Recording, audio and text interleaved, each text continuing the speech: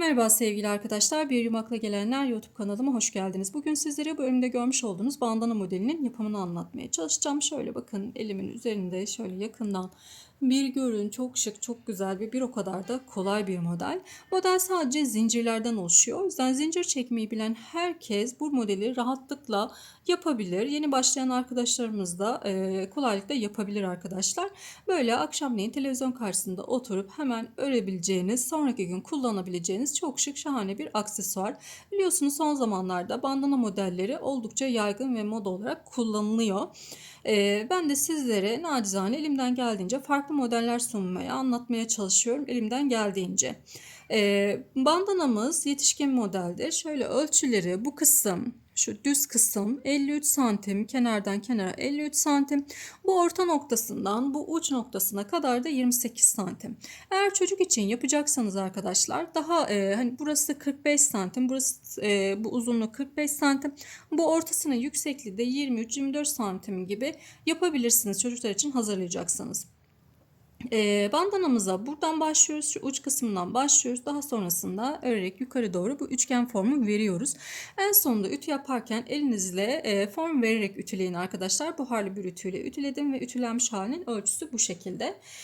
Bandanamız için koton bir iplik kullandım. 330 metrelik koton bir iplik kullandım. İstediğiniz koton içerikli iplerle, akrilik iplerle yapabilirsiniz. Oldukça sadece zincirlerden oluştuğu için oldukça hafif bir model oldu. Elinizde hangi yün varsa onu değerlendirebilirsiniz. İpimi hangi ipi kullandığımı açıklama kısmında ekleyeceğim. Buradan maalesef belirtemiyoruz arkadaşlar.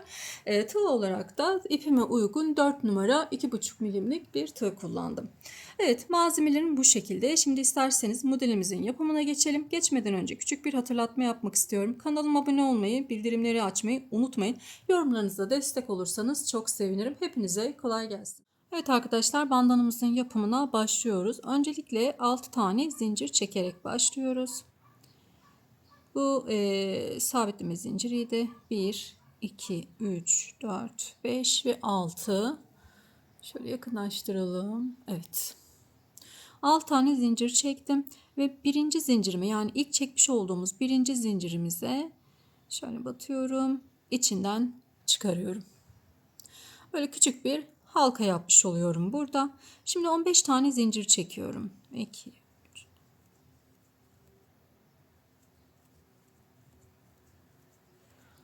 Evet, 15 tane zincirimi çektim. Hiç ipimi dolamıyorum. Halkamın içerisine, bu dairemin, yuvarlağımın içerisine batıyorum. Şöyle ikisini bir çıkarıyorum. Tekrar 15 tane daha zincir çekiyorum.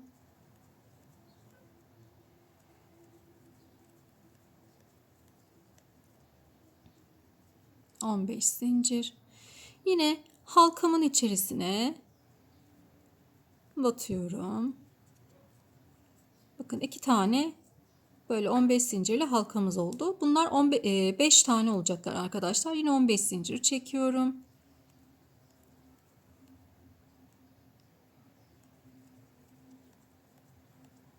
On beş zincir. Yine halkamın içerisine şunu da böyle arada yürütüyorum. Üçüncüyü yaptım. 15 zincir daha.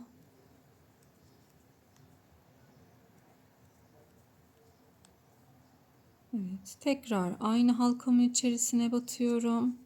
1, 2, 3, 4 tane oldu. Bir tane daha yapacağım.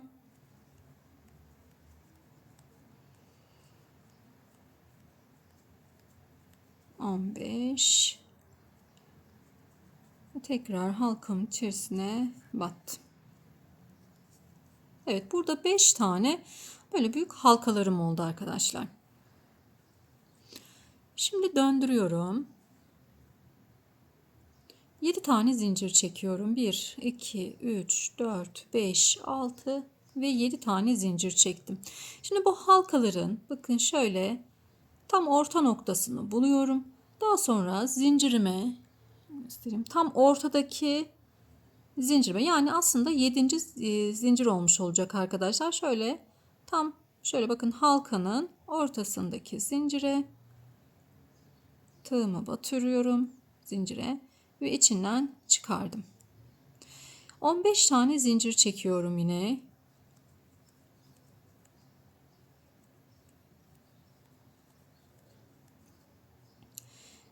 Ve bu batmış olduğumuz yere, aynı yere batıyorum. Ve içinden çıkarıyorum. Yani kaydırma yapıyorum. Tekrar bir 15 tane daha zincir çekiyorum.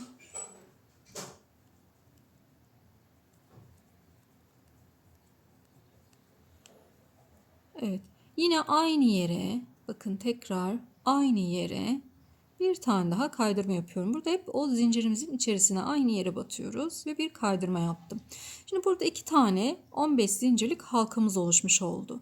Şimdi 8 tane zincir 7 tane zincir çekiyorum. 1, 2, 3, 4, 5, 6 ve 7. Geliyoruz ikinci halkamıza. Yine bu ikinci halkamızın da tam şöyle, bakın halkada orta noktasını buluyorum ve zincirime batıyorum.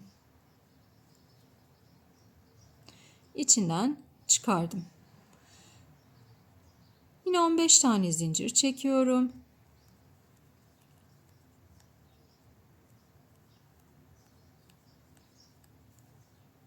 Tekrar aynı zincirimizin içerisine yine kaydırmayla batıyorum. Yine 15 zincir.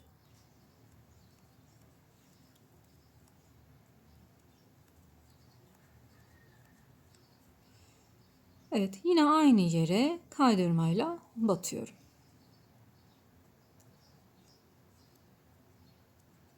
Yedi tane zincir çekeceğim. Şimdi bakın burada da yine gördüğünüz gibi 2 tane 15 zincirlik halkalar oluşturmuş olduk. Şimdi 7 zincir, 2, 3, 4, 5, 6 ve 7. Geliyoruz bu üçüncüye. Bu bizim ortamız. Bakın 2 bu tarafta, 2 bu tarafta, bu ortadaki. Buraya 3 tane 15 zincirlik halka yapacağız. Yine bunun da orta noktasını buluyorum ve kaydırıyorum. Evet. Şimdi 15 tane yine zincir çekelim.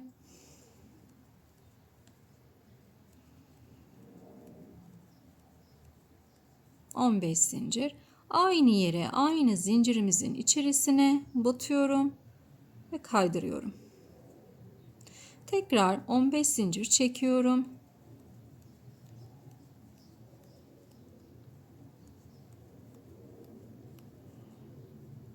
Ve yine aynı yere batıyorum ve kaydırıyorum.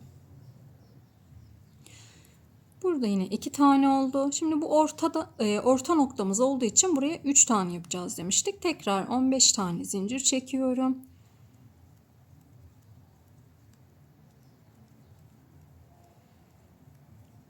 Ve aynı yere tekrar bir tane daha kaydırmayla batıyorum. 7 tane zincir çekiyorum. Şimdi bakın şöyle bir göz atalım yaptıklarımıza. İlk birinciye 2 tane 15 zincirlik halka, ikinciye yine 2 tane halka ve üçüncüye de 3 tane halka yaptık. Bu bizim hep orta noktamız olacak. Yani şu 3 tanenin hep ortasındaki bizim orta noktamız olacak. Ve hep buralara 3'er tane yapacağız. Şimdi geliyorum, devam ediyorum. 7 tane zincir çektim. 1, 2, 3, 4, 5, 6 ve 7. Sıradakinin yine orta noktasını, şöyle orta noktasını buluyorum ve buraya bir tane kaydırmayla batıyorum. Yine 15 zincirle 2 tane halka oluşturacağız burada.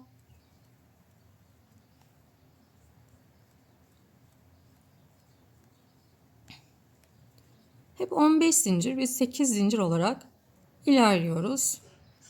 Battım. Tekrar bir 15 zincir daha.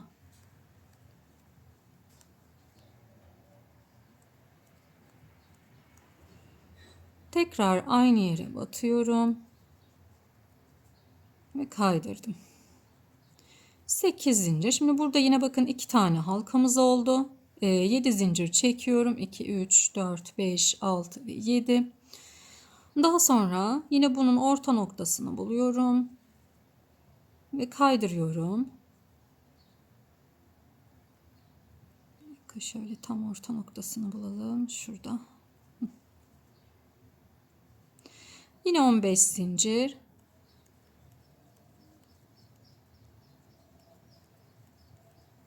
On 15 zincir. Aynı yere kaydırdım. 15 zincir.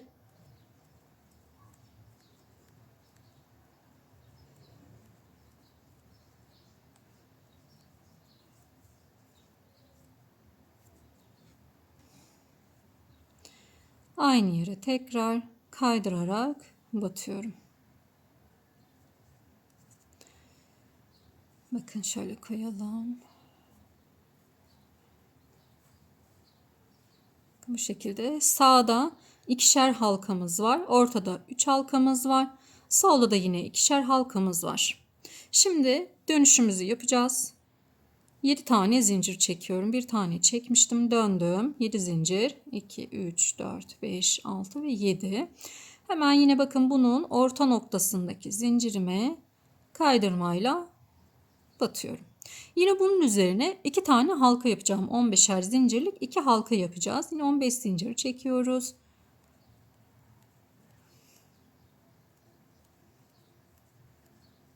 ...15 zincir. Aynı yere kaydırmayla batıyorum. 15 zincir.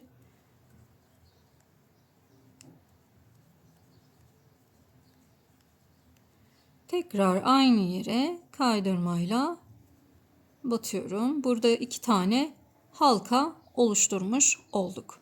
Şimdi 7 tane zincir çekelim. 2, 3, 4, 5, 6 ve 7. Şimdi buradan sonrasını birleştire gideceğiz. Şimdi nasıl birleştireceğiz? Hemen şöyle göstereyim.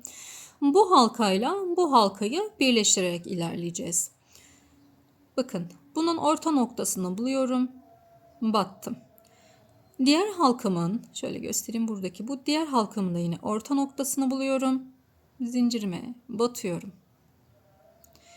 İkisinin içerisinden ipimi çekiyorum. Kaydırdım. Bunları bu şekilde birleştirmiş olduk. Şimdi 15 zincir çekelim. Bakın baştakini tek yaptım. Sonrasındakini çift yaptım. 4, 5, 6. 15 zincir çektim. Bakın şu birleştirdiğimiz yerde aynı şekilde batmış olduğumuz yere tekrar zincirimi batıyorum. Birleştirdiğimiz yerde bakın arkadaşlar, hem buna hem arkadakine batmış oluyorum. Bu ikisini bir almıştık. İkisini bir kaydırdım. Tekrar 15 zincir.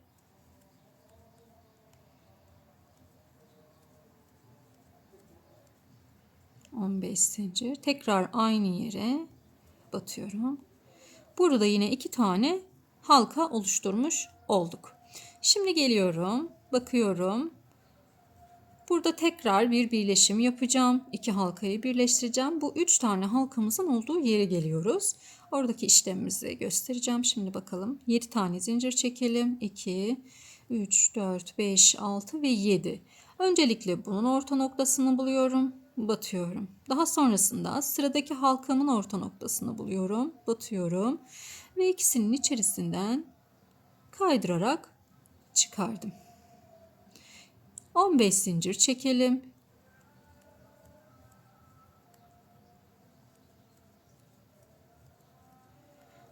Zincir. Aynı yere yine kaydırarak batıyorum. Burada yine 2 tane halka oluşturacağım. 15 zincirlik.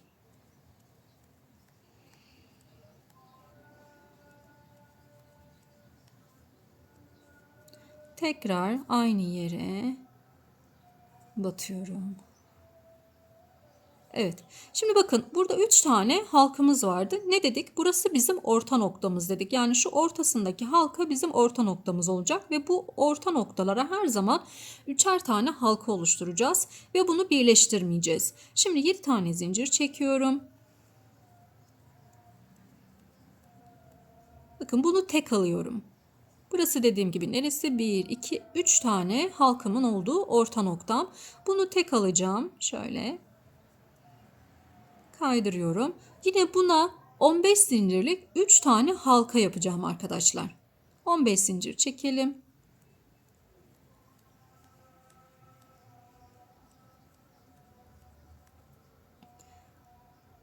batıyorum.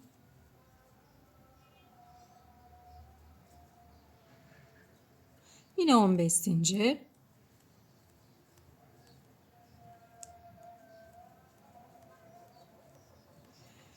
Tekrar aynı yere batıyorum.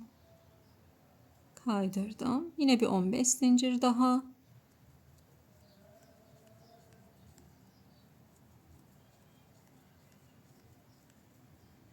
Tekrar aynı yere batıyorum. Kaydırdım. 7 zincir çekeceğim burada. Bakın 3 tane 15 zincirlik halkalarımızı oluşturmuş olduk. Şimdi yine birleştire birleştire devam edelim. 7 tane zincirimi çekiyorum. Şimdi bu sıradaki halkamın orta noktasını buluyorum. Daha sonra diğer halkamın orta noktasını buluyorum. Yine bunların ikisinin içerisinden kaydırmayla çıkardım. Yine 15 zincirlik 2 tane halka oluşturacağız burada.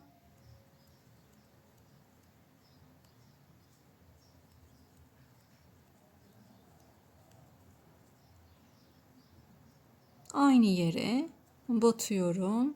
İçinden çıkarıyorum. Kaydırma. Tekrar 15 zincir.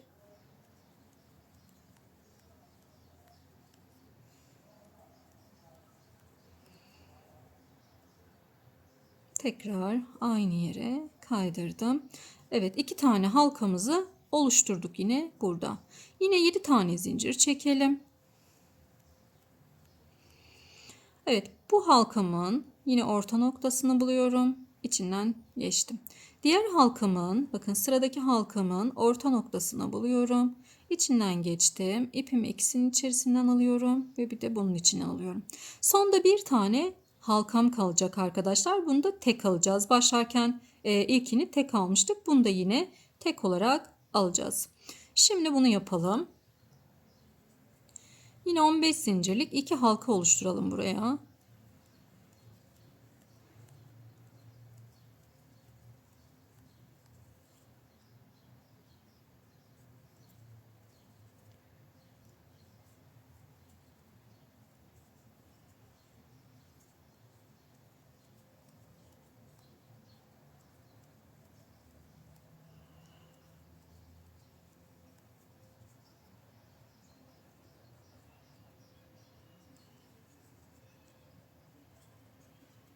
Evet, 7 zincir.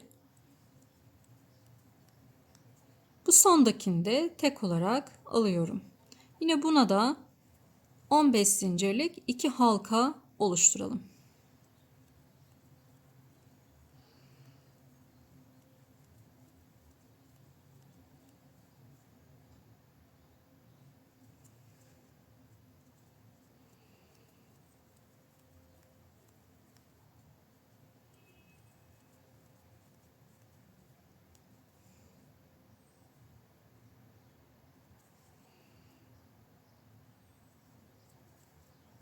Evet. 7 zincirle dönelim arkadaşlar. Bu sırayı da bu şekilde tamamlamış olduk. Şimdi tekrar dönüyorum. 7 zincir çektim. Yine bunun orta noktasını buluyorum. Buradaki şöyle bakın bu şekilde yapıp şöyle orta noktasına kaydırmayla batıyorum. 15 zincirlik 2 halka oluşturalım. Bakın yine başlarken bunu tek yapacağız. Başlarken, bitirirken tek, bir de buradaki 3 tanenin ortasındakini tek yapıyoruz. Şimdi evet 5 tane çektim. 15'er zincirlik 2 halka oluşturalım buraya.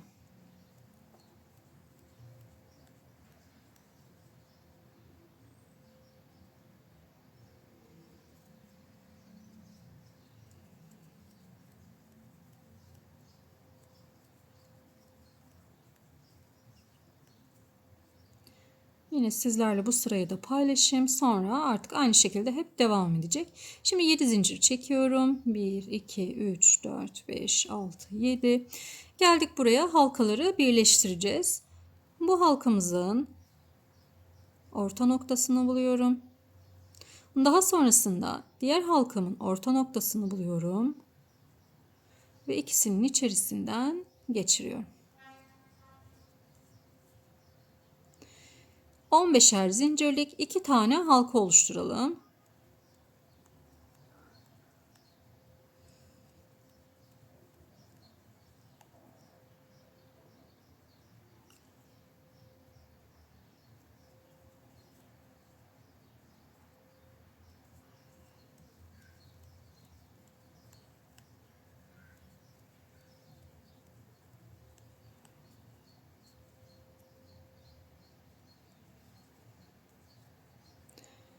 Evet, 2 halkamızı oluşturduk. Şimdi yine 7 zincir.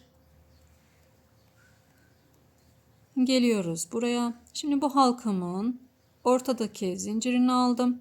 Buradaki halkamın da yine ortadaki zincirine batıyorum. Ve ikisinin içerisinden geçirdim. Daha sonrasında da ilmeğimden geçirdim. Devam ediyorum. Yine 15'er zincirlik 2 halka oluşturalım.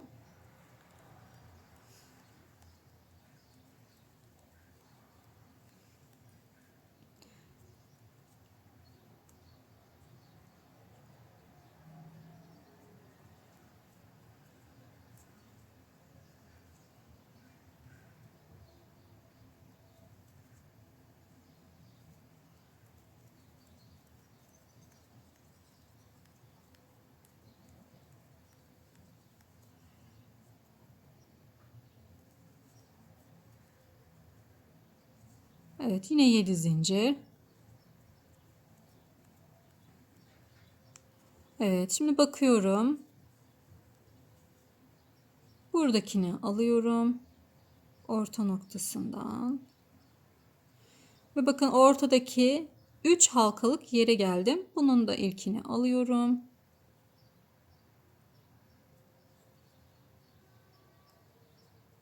İçinden geçirdim. Yine burada 15'er zincirlik 2 halka oluşturalım.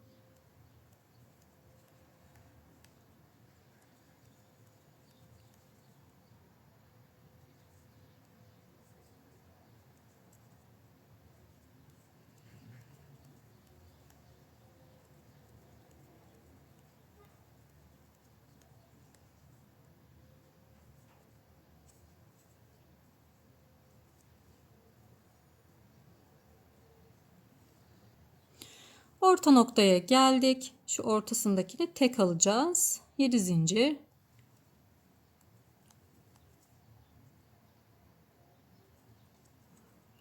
Evet. Buraya 3 tane 15'er zincirlik halka yapacağız arkadaşlar.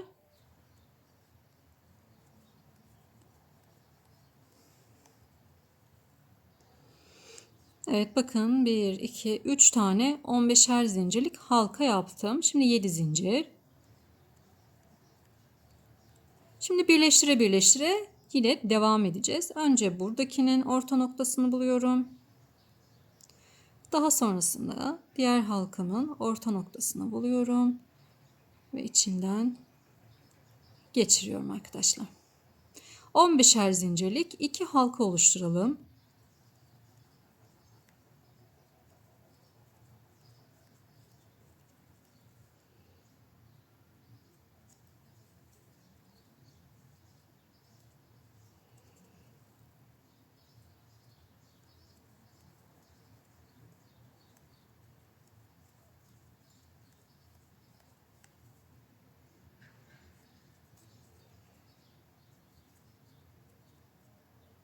Evet, 7 zincir. Buraya geldim. Yine bunun orta noktasını ve sıradakinin orta noktasını alıyorum. 15'er zincirlik 2 halka oluşturalım. 2 halkamızı oluşturduk. 7 zincir. Yine halkalarımızı birleştireceğiz. Bir bundan, bir de bunun orta noktasından alıyorum.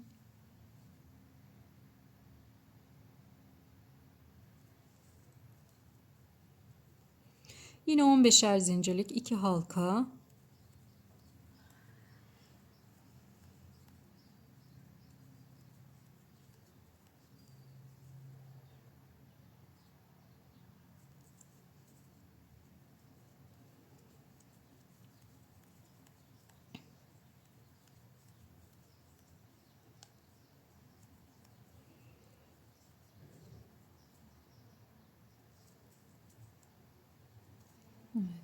Şimdi yine 7 zincir. Bakın sonda bir tane kalıyor. Onu da bir tane olarak alacağız. Başta sondakileri tek olarak alıyoruz. Bir tane de ortadakini tek olarak alıyoruz. Evet, yine buna 15'er zincirlik iki tane halka yapalım.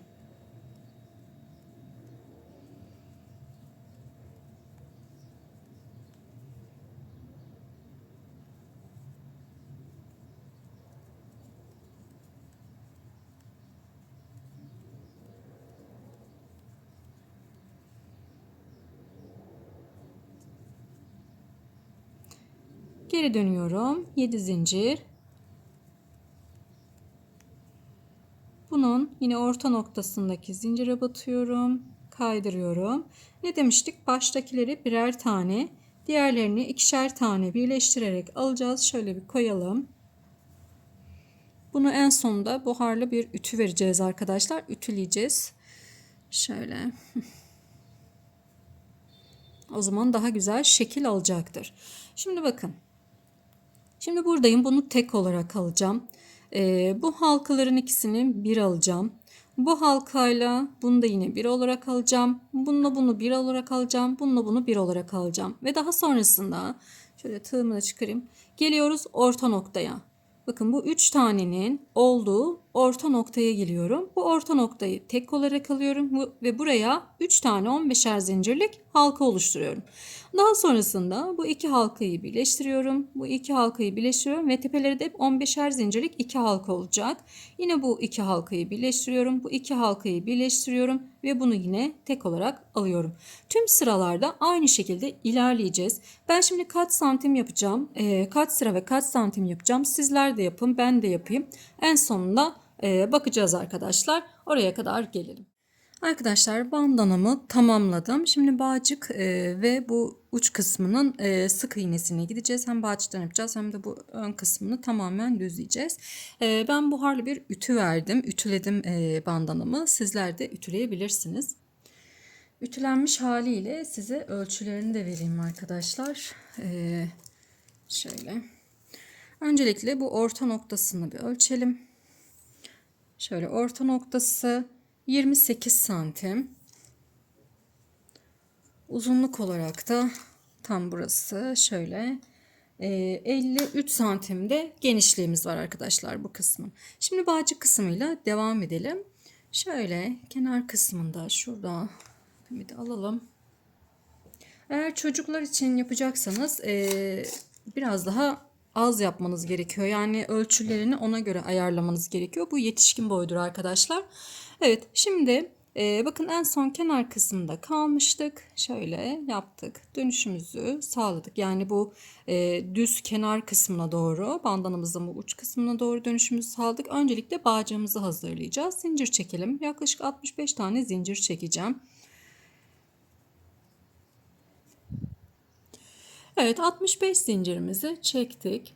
Eğer daha uzun istiyorsanız daha da uzun yapabilirsiniz bu bağcık kısmını. Tamamen sizin tercihinize kalmış. Şimdi burada 4 tane daha zincir çekiyorum. 1, 2, 3 ve 4. İpimi 2 kere doluyorum. Bu dördüncü zincirime batıyorum. Bakın önce 2 taneyi, daha sonrasında da 2 taneye çıkarıyorum. Tığımda 2 tane var. Tekrar ipimi 2 kere doluyorum. Aynı yere tekrar batıyorum. Önce 2 taneyi, daha sonrasında da bu 2 taneyi çıkarıyorum. Kalan biri tığımda bekletiyorum ve toplamda 3 tane ilmeğim oldu tığımda. Tekrar 2 kere doluyorum. Buraya batıyorum. 2 çıkardım.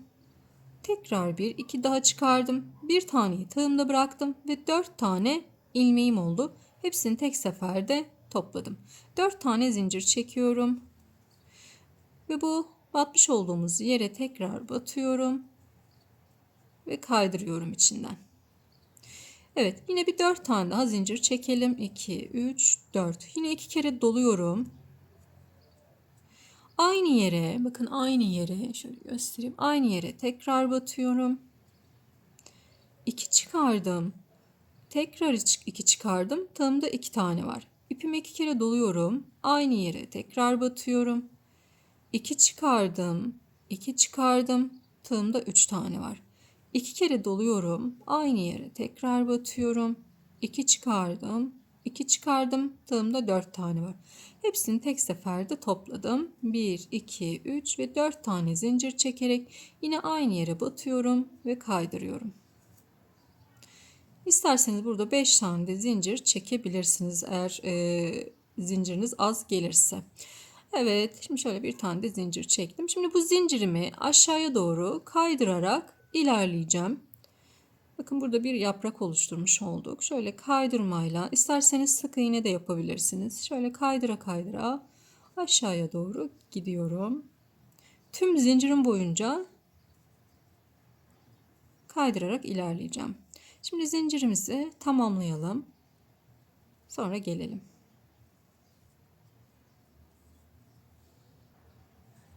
Evet, dip kısma kadar geldim. Şimdi burada bakın en son kenarda şöyle 2 tane kulak yapmıştık. Bunun ortasına da yine kaydırıyorum. Evet, geldik şu kenardaki zincirli kısımlara. Hani böyle 7 tane zincirler çekmiştik ya arkadaşlar. Bakın düz kısımda buraya sık iğnelerle burayı düzelteceğiz. Şimdi bunların içerisine 5 tane sık iğne yapıyorum. 1, bakın boşluğa 2, 3, 4, 5. Daha sonrasında şu orta noktasına şöyle göstereyim. Bir tane de buraya yapıyorum. Sık iğne. Tekrar yine 5 tane sık iğne. 2, 3, 4, 5. Bakın burada birleşim yeri var. Buraya yine bir tane sık iğne. 5 tane.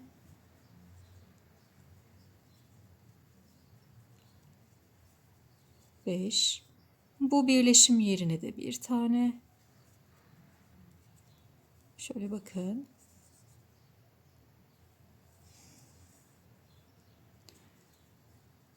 Boşluğa 5 tane. Birleşim yerine bir tane.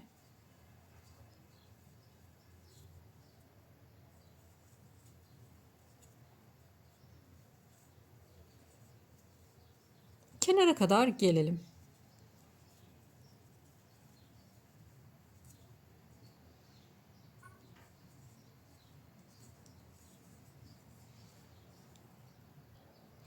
Sonuna kadar geldim. Şöyle göstereyim bakın. Şimdi en son burada, buraya da tam bakın şu halkanın hemen uç kısmına, dip kısmına daha doğrusu sık iğne ile bağladım.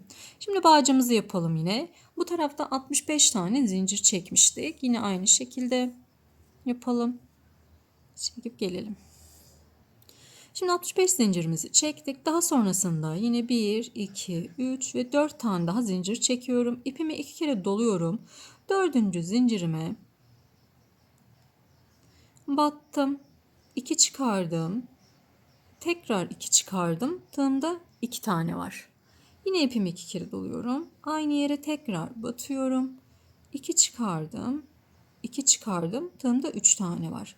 İpimi doladım. 2 kere doluyoruz ipimizi. Aynı yere tekrar batıyorum. 2 çıkardım. 2 çıkardım. Tığımda 4 tane var. Hepsini tek seferde topladım.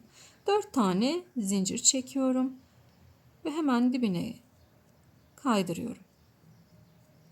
Yine 4 zincir daha. 2, 3, 4 zincir daha çektim. İpimi 2 kere doladım. Aynı işlemleri yine burada da yapıyorum arkadaşlar.